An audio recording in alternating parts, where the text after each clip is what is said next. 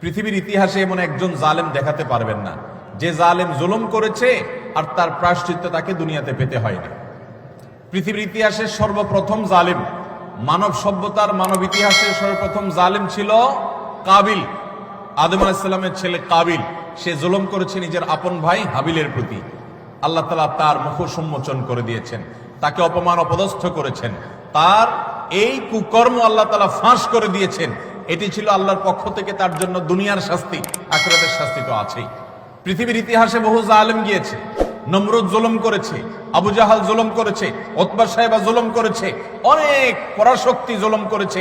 আল্লাহ তাআলা তাদের প্রত্যেককে অপদস্থ করেছেন, অপমান করেছেন, তাদের মুখ সম্মোচন করেছেন, তাদের শাস্তি দিয়েছেন। তবে আল্লাহ ছাড় দেন।